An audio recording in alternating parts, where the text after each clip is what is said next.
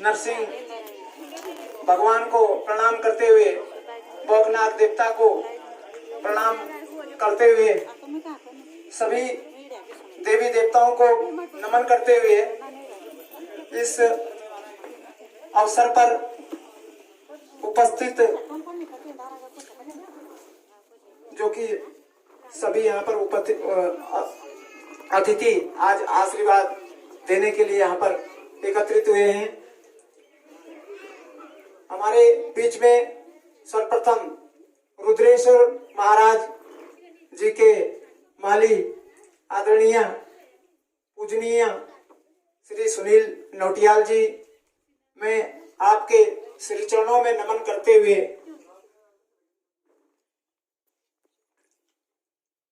भगवान से कामना करता हूं, जो खड़ा होने का और काम करने का आप लोगों के बीच में शुरुआत जिन्होंने करी है श्री विजेंद्र सिंह राणा जी ने करी है, और आज जिनका भरपूर प्यार और आशीर्वाद जो मैं कुछ कर पा रहा हूं श्री जगत सिंह चौहान जी की देन है।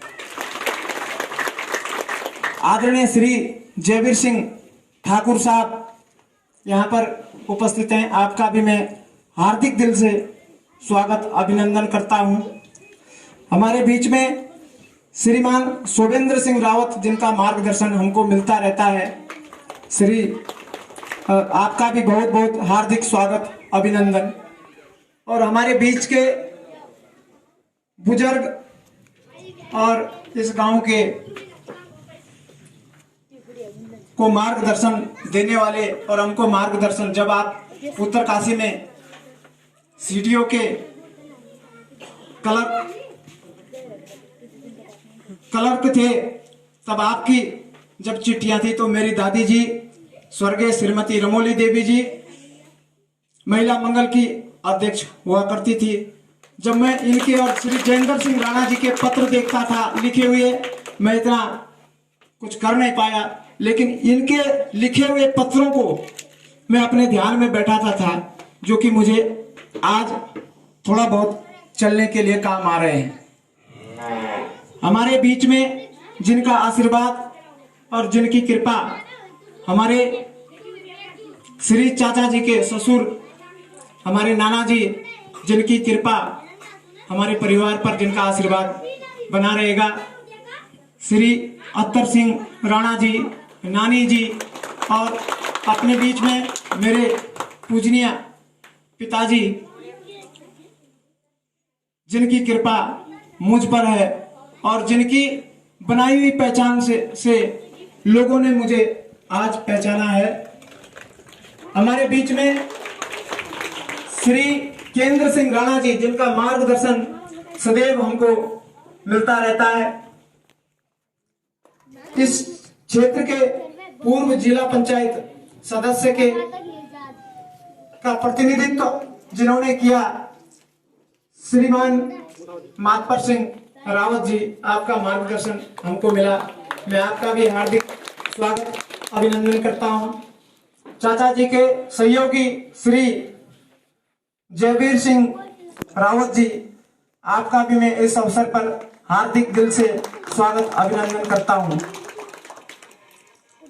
एडवोकेट श्रीमान गोपाल सिंह राणा जी, जिनका हमको पारिवारिक सहयोग आशीर्वाद मिलता है और हमारे लिए प्रेरणा भी है आने वाले जीवन के लिए, मैं आपका भी हार्दिक स्वागत अभिनंदन करता हूं।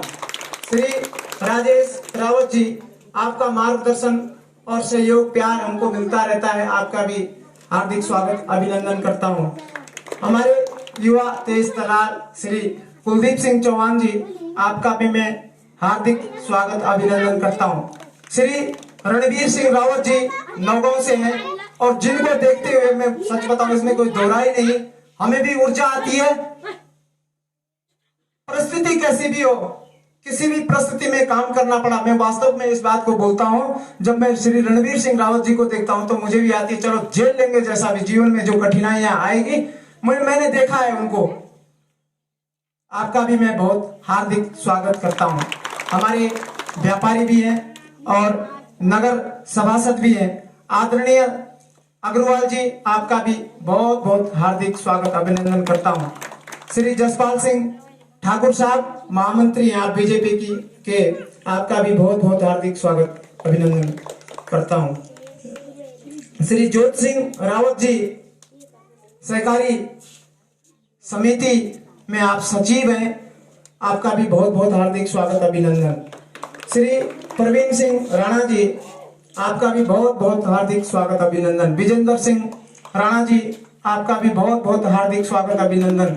भाटिया से इस गांव के मूल हैं और हमारा खून है। आदरणीय श्रीमान गजेंद्र सिंह रावत जी, आपका भी बहुत बहुत हार्दिक अभिनंदन करता हूं। हमारे क्वाड़ी से आदरणीय श्रीमान विजेंद्र सिंह चौहान जी, आपका भी बहुत बहुत स्वागत अभिनंदन। मटियाली से श्रीमान जयपाल सिंह राणा जी, आपका भी बहुत बहुत हार्दिक स्वागत अभिनंदन। पलेटा से आदरणीय धनवीर सिंह रावत जी, आपका भी बहुत बहुत हार्दिक स्वागत अभिनंदन। नैनी से हमारे शिषपाल जी बड़े भाई, आपका भी स्वागत अभिनंदन। श्री जनक सिंह चौहान जी, आपका भी बहुत बहुत हार्दिक स्वागत अभिनंदन। श्री प्रताप सिंह राणा जी किम्मी, आपका भी बहुत बहुत स्वागत अभिनंदन। श्री राजेंद्र सिंह राणा जी, आपका भी बहुत बहुत स्वागत अभिनंदन। सुहेल के पूर्व प्रधान आदरणीय श्री उपस्थित श्रीमान चतर सिंह राणा जी ग्राम बिंगसी के नागरिक हैं। मैं आपसे निवेदन करता हूं कि इस उपलक्ष्य में अपना आशीर्वाद देने का कष्ट करेंगे।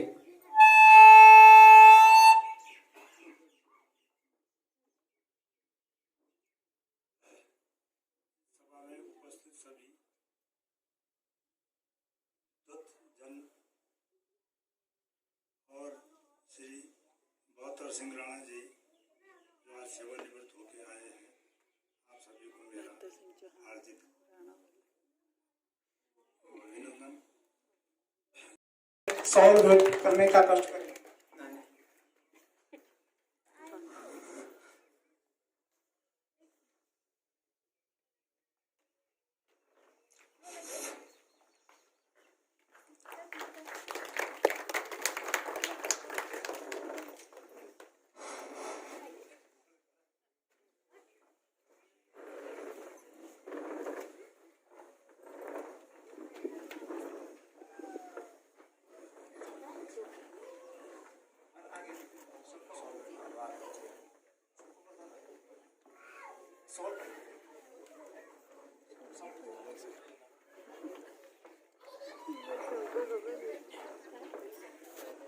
एक साथ आगे की दीर्घा में जो है सबके सॉल्व भेंट कर दें।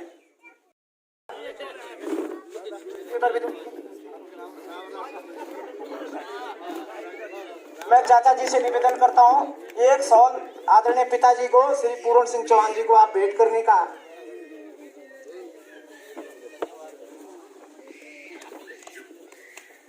कष्ट करें। हमारे भी सब लोगों को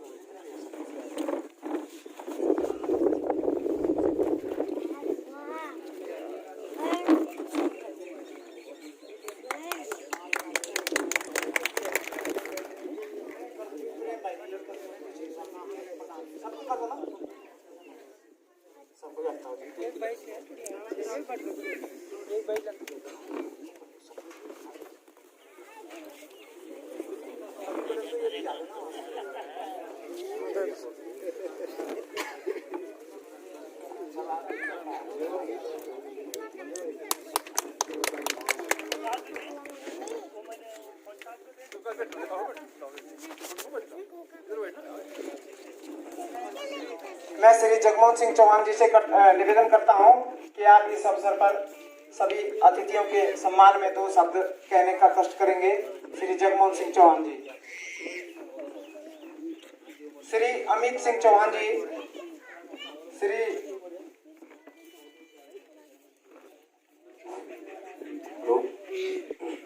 सबसे पहले मैं निदेशक देवता को प्रणाम करते हुए, नरसिंह देवता को प्रणाम करते हुए और मेरे आदरणीय चाचा जी श्री बद्र सिंह चौहान जी के स्वागत में, रिटायर्ड स्वागत में आज ये जो समारोह किया गया, हमें बहुत बड़ी खुशी है कि हमारे चाचा जी बहुत लंबी सेवा, देश की सेवा करते हुए 33 साल के बाद आज अपने पैतृक गांव बिंगसी में पधारे हैं और सकुशल पहुंचे हैं। और मैं इनकी लंबी दीर्घायु की कामना करता हूं, भगवान से प्रार्थना करता हूं कि इनका परिवार भूले भले और इनकी कमाई में दिन दुनी रात चौगुनी वृद्धि हो, जिन्होंने की देश के लिए अपना पूरी जिंदगी न्यौछावर की है।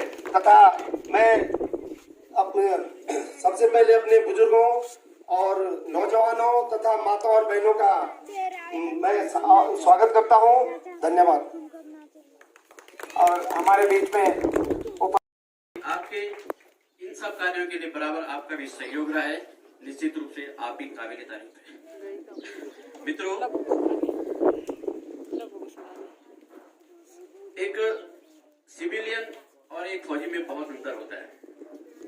शायद ही जो लोग, जिन लोगों ने सेवाएं दी हैं बॉर्डर पे या अन्य स्थानों पर, वही जानते होंगे कि अपनी इस सेवा अवधि में उन्हें कितनी परेशानियां हुई होंगी। इन सब परेशानियों को झेलते हुए और नाना प्रकार की जो दिक्कतें होती हैं, खासकर एक फौजी, जैसा कि हम सब लोग कहते हैं कि एक फौजी जब जागता है तभी हम सो पाते हैं। तो इस अवसर पर हमारा परम कर्तव्य हो जाता है और निश्चित रूप से मुझे बहुत अच्छा लगा। बलदेव भाई का भी बहुत बहुत धन्यवाद कि आपने उनके सम्मान में जो है एक समारोह आयोजित किया।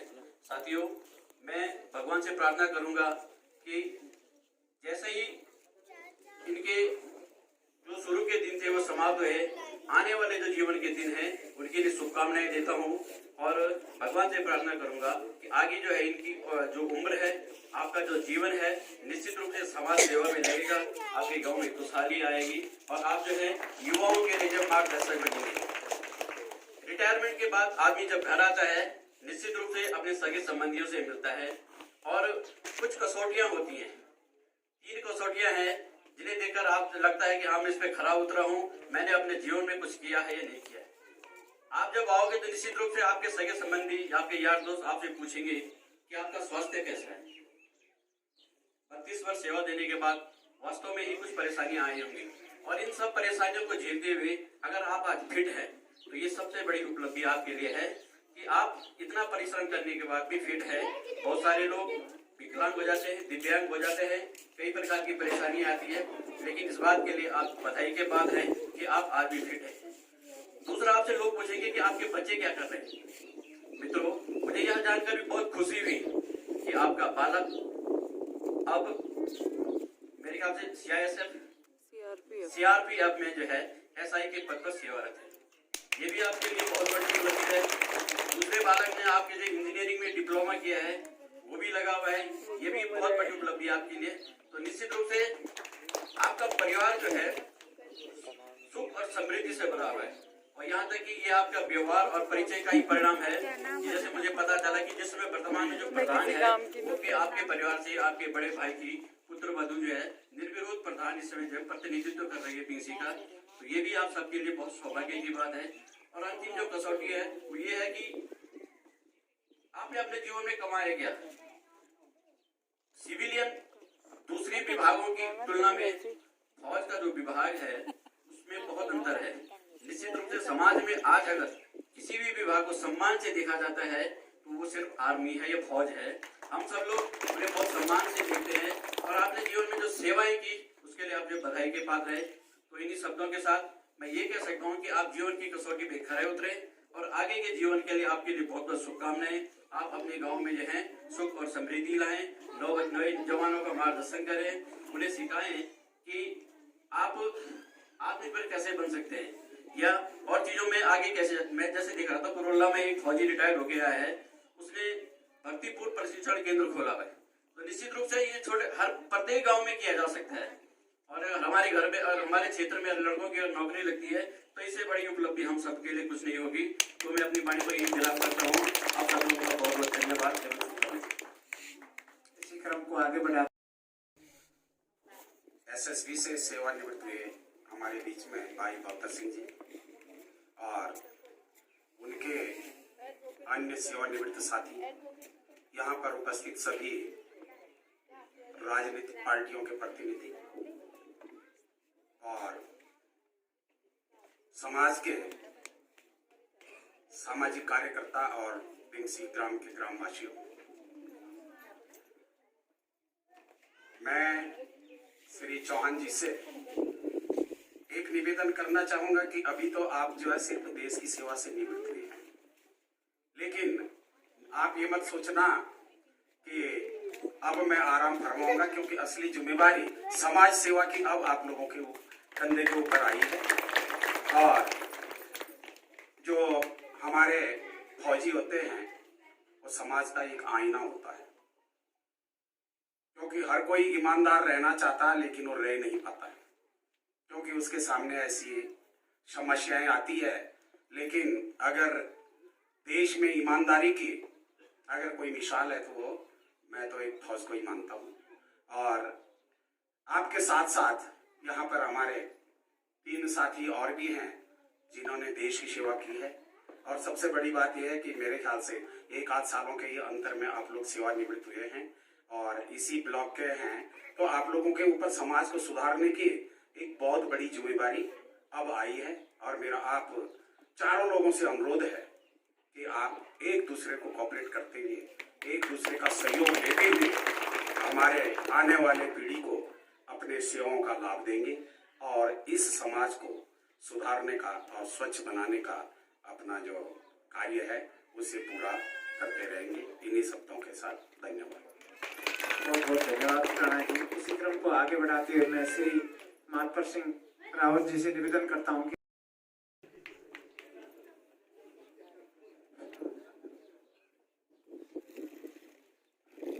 मैं सर्वप्रथम पिंगसी गांव की माटी और थाती को प्रणाम करते हुए यहाँ पर इस आयोजन में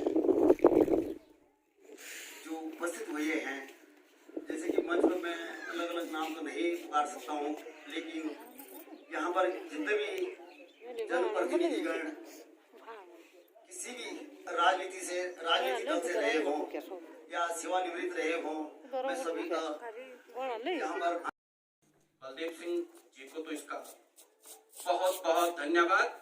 ऐसे कार्यक्रम होने चाहिए और खासकर हमारे सेनानियों के पक्ष में अगर ये होता है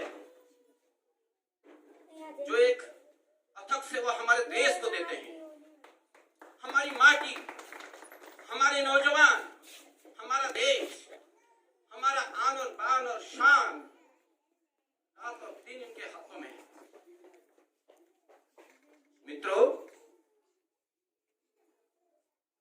सभी बुजुर्गों का सम्मान करते हुए, सभी राजनीतिक दलों के लोगों का सम्मान करते हुए, सभी सामाजिक सेवाओं का, राजकीय सेवाओं में लगे हुए सभी लोगों का सम्मान करते हुए एक बात मैं और आगे बढ़ाऊंगा। अभी कई सज्जनों ने कहा सेवाओं के बारे में कि फौज का व्यक्ति, उसकी सेवाएं और एक सिविलियन की सेवाएं। मैंने भी 22 साल नौकरी की और उसका मैं आपको अनुभव साझा कर रहा हूं। जब छुट्टी नहीं होती थी ना, घर में बाहर त्योहार होते थे, घर में कई प्रकार के कार्यक्रम होते थे, छुट्टी नहीं मिलती थी तो मन में चोट लगती थी कि यार घर जाना था, घर में बाहर त्योहार। उन लोगों से पूछिए, उनकी आत्मा से पूछिए जिनके बच्चे घर में सब कुछ छोड़ करके और आपकी सेवा में लगे हैं। इन धारों में, इन कांठों में, उस हिमालय की गोद में, उनके कंदिराओं में आपकी सेवा के लिए लगे हैं लोग। ये तो धन्य के पात्र हैं। इनके लिए एक बार जोरदार ताली। अभी यहाँ गीत गाने हो रहे थे, मैं देख रहा था और सेना के लोगों का जज्बा कुछ और था, बड़ा प्यार था उनके पैरों की लचक में, उन्हीं की नहीं सबके। एक समय ऐसा आता है जो सब कुछ हटके है, वो है हमारी संस्कृति। तब ऐसा लगता है ना कि हम खाए भी नहीं तभी हम आगाए हुए हैं। उन गीत गानों में ऐसा कुछ लगता है। तो मेरे मित्रों, मेरे भाइयों, मेरे बहनों, मेरे नौजवान साथियों, इस संस्कृति को जीवित रखिए। संस्कृति हमारी आत्मा है, आत्मा। जब आत्मा नहीं होती है तो उसके क्या हाल होते हैं समझ लीजिए। और सांस्कृतिक धुन हमारे गांव से, हमारे खेत खलियान से चलनी चाहिए। के साथ संस्कार, आप अपने घरों में संस्कार दीजिए।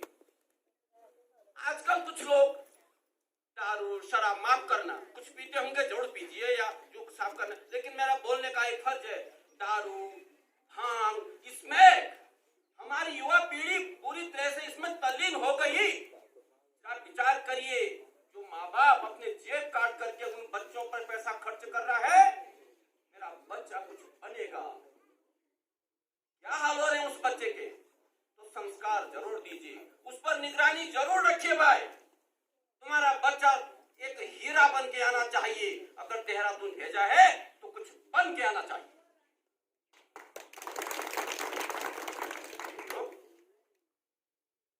छोटी छोटी बातें हैं, ऐसा लग रहा होगा कि ये बात इतनी बड़ा भाषण क्यों नहीं दे रहा है। छोटी चीज से बड़ा बनता है, इन चीजों से ही सब कुछ होने वाला है। हम बड़े भाषण देकर अपने घर चले जाएंगे, ये तो सब कुछ भी नहीं है मेरे हिसाब से। मैं समझता हूं कोरोना का काल है, दुनिया में महामारी है, इससे भी बचिए भाई, और मास्क पहनिए, दूरी बनाए रखिए। आजकल टीके लग रहे हैं, सब जाइए, दौड़ दौड़ के जाइए, टीका लगवाइए। इसी के साथ में अपने को विराम देता हूँ। धन्यवाद। बहुत बहुत धन्यवाद आदरणीय राणा जी। हमारे बीच में हमारे आज इस कार्यक्रम में उपस्थित है हमारे पुजारी नोटियाल जी, और हम आज यहाँ उपस्थित हुए जो 32-33 साल की देश की सेवा करके पूरे देश के अंदर जिन्होंने पहाड़ से लेकर के मैदान तक जिन्होंने सभी जाति प्रजाति की सेवा करके आज हमारे बीच में आम नागरिक की तरह उपस्थित हुए, और उस कार्यक्रम में आज हमें यहाँ पे उपस्थित होने का मौका मिला।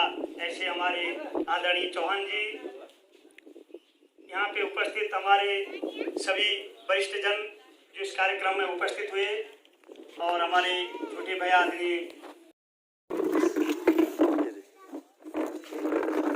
सर्वप्रथम मैं रुद्रेश्वर देवता को, भोगनाथ देवता को, बिंसी की थाती माटी को नमन करते हुए उपस्थित सभी हमारे बड़े भाई चौहान जी, रुद्रेश्वर देवता के माली ठाकुर साहब, और भाटिया से हमारे बड़े भाई सासू ससुर, राणा जी, नवगांव से राव जी, राणा जी और राव जी, अन्य गाजी, और सभी लोगों को मैं, इतने लोगों को नाम लेना थोड़ा टाइम का अभाव है, थोड़ा सभी को मैं नमन करता हूँ, सहृदय आभार प्रकट करता हूँ, अभिनंदन करता हूँ, स्वागत करता हूँ, और साथ साथ आपको धन्यवाद देता हूँ कि आपने अपना अमूल्य समय दिया और हमारे लिए आज इस अमूल्य समय देकर हमारे इस ऐतिहासिक, जो मेरे लिए ऐतिहासिक दिन है, इसको आपने साझा किया।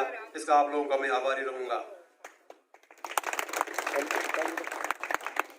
मैं, जैसा कि सबको विदित है, मैं आज 1989 में भर्ती हुआ था, तकरीबन 32 साल नौकरी करके, और 32 साल 1 महीना नौकरी करके आज वॉलंटरी रिटायरमेंट आया हूँ। अभी भी हमारा पीरियड था, बाकी था, 6-7 साल बाकी था, लेकिन आज कुछ ऐसी परिस्थिति बन जाती है, थोड़ा उम्र के लिहाज से समझो, चाहे कुछ अपने स्वास्थ्य के लिहाज से भी कुछ परिस्थितियाँ बन जाती है कि रिटायरमेंट जो है थोड़ा फोर्स के, विशेषकर फोर्स के लिए हम जल्दी आना पड़ता है, पूरा नहीं किया है, लेकिन फिर भी इतना 33 साल रनिंग था, मेरे हिसाब से एक फौजदारी के लिए बहुत कुछ होता है इतना। मैं इस पीरियड में जगह जगह हम रहे हैं, अभी लास्ट टाइम पे जम्मू से रिटायर आया हूँ, तो मैं ज़्यादा कुछ न कहूँगा करते हुए इस पीरियड में, जैसे भी वक्तों ने, आप लोगों ने बोला कि फौज में क्या परेशानी होती है, थोड़ा सा बताऊँगा आपको। परिस्थितियाँ तो बहुत ज़्यादा होती हैं, लेकिन आज के इसमें और पुराने इसमें बहुत अंतर आ गया है। आज मैं नवजवानों को भी सलाह दूंगा कि आज वो स्थिति नहीं है जिस जो हमारे टाइम थी, जब हम भर्ती हुए थे उस टाइम कितनी बड़ी कठिनाई थी, तब थी कठिनाई, जो वो बोलते थे यार फौज में कठिनाई है, कैसे जाते होंगे, थी कठिनाई, उसमें कोई शक नहीं है। हम जब भर्ती हुए थे तो हम लगभग एक ही साथ भर्ती हुए, भंडार जी हुए, राव जी हुए, ये राव जी है, और क्या नाम, राणा जी शिषपाल जी थे, तो हमसे 1-2 महीने पहले ज्वाइनिंग ले लिया था इन्होंने, भंडार जी ने, शिषपाल जी ने। मैं जय ने बाद में ज्वाइनिंग लिया। तो उस टाइम टेंट लगे होते थे, मकान नहीं था हमारे पास, टेंट लगे हुए थे, टेंट में चारपाई नहीं थी, जमीन पे सोए थे हम। भारत सरकार द्वारा 4 कंबल मिलती थी हमको। वो कम्बले भी कौन सी कम्बले जिनको लोग मांगते थे घर गाँव में कचरों के लिए चाहिए हमको प्लाट, वो कम्बले हुआ करते। हमको अलाउड भी नहीं था रजाई रखनी, ना कोई ऐसा ये था कि कहीं अपनी रजाई लाओ कुछ। उस टाइम हम ऐसे सोते थे। तो 2-2 आदमी इकट्ठे करके, बल्कि जयवीर में रंगार में तो हम एक ही साथ सोते थे। 3-4 महीने इकट्ठे रहे, टने भी इकट्ठी की हमने, पैसे भी इकट्ठे किया। एक ही साथ 2 कम्बल नीचे बिछाते, 2 ऊपर बिछाते थे, उन्हीं में सोते थे, जमीन में सोते थे। हिम्मत नहीं थी कि किसी की चारपाई में बैठ जाए, अपने जो सीनियर की चारपाई में चले जाए। मतलब थी उस जमाने, थी प्रॉब्लम थी और कठिनाई थी। आज वो चीज एकदम उल्ट फिर हो गया। आज बच्चा घर से आता है, जो नया ज्वाइनिंग करता है, सबसे पहले उसको चारपाई मिलती है और वो चारपाई लेके जाता है। उसको पहले एडवाइस दी जाती है कि आप अपना सामान भी लेके आए जो भी है, और वहां से मिलता था। लेकिन एकदम चेंज हो गया है। आज नहाने के लिए क्या परेशानी थी हमको, हमारा चंबा में हम भर्ती हुए जिस वेटलैंड में, तो गर्म पानी का तो मतलब ही नहीं, गर्म पानी कहाँ से मिलना था। संडे के दिन इतवार के हम धार के पीछे जाते थे, कहीं नाला था, वहां पर टीना लेके पानी गर्म करते थे, तब हम नहाते थे। हफ्ते में यार कोई महीने तक नहीं नहाते थे। तो बहुत थी परेशानी। लेकिन आज गीजर लगे हैं, बड़े बड़े वो क्या नाम बाथरूम बने हैं, लेटरिन बाथरूम बने, सब कुछ है। आज जितने नए जवान जो कोई अगर फोर्स में जाना चाहता है तो आज वो प्रॉब्लम नहीं है, और मतलब जा सकता है, इजीली जा सकता है। लेकिन वो डर जो है दूर रहना चाहिए, जो लोगों को मन में थी कि यार फौज में जो है कठिनाई होती है। तो आज जो एकदम ये है, ये थोड़ा भी साझा करना चाहते, नया जवान यहाँ नहीं है, इनको थोड़ा प्रयास भी करना चाहिए। आजकल अनपढ़ से जवान है, आजकल अनपढ़ नहीं जाते फौज में। जमाना था कि अनपढ़ फौज में जाते, आजकल अनपढ़ कोई फौज नहीं जाता है। आजकल पढ़े लिखे ही जाते हैं। बहुत तगड़ा कॉम्पिटिशन होता है, बहुत लंबी मेरिट बनती है, टेस्ट होता है, रिटर्न टेस्ट होता है, तो लंबी मेरिट बनती है, हाई मेरिट होती है। वही जो है उसमें सक्सेस होते हैं। तो ये आजकल जो है काफी वो कुछ हो गया, बदलाव आ गया है। तो मैं इसमें ज्यादा कुछ न कहे, समय का अभाव है। मैं लास्ट में ये आपसे अनुरोध करूंगा कि जिन्होंने जो ये छोटी सी पार्टी रखी बच्चों ने, ये मेरे लिए भी सरप्राइज था, मेरे को भी नहीं बताया कि हमने इस ढंग से कर रहे हैं। अचानक ये 2-3 दिन में इनका प्रोग्राम बना और इन्होंने जो पार्टी रखी, इसमें कुछ कमी रही होगी, आप लोगों को परेशानी हुई होगी, उसके लिए मैं आपको इसके लिए धन्यवाद करता हूँ। और इसी के साथ में आप लोगों का फिर एक बार जो जितने भी अतिथि आए, अपना अमूल्य समय दिया और हमारे इस ऐतिहासिक जो दिन है हमारे लिए,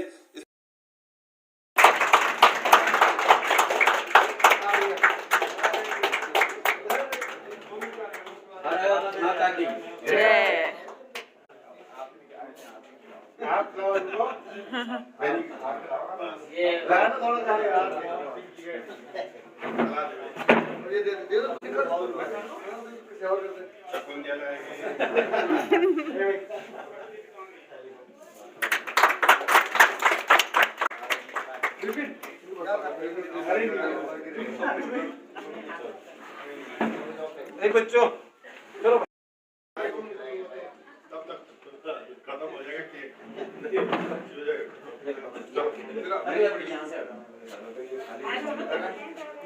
खा लो अरे खा लो पापा जी।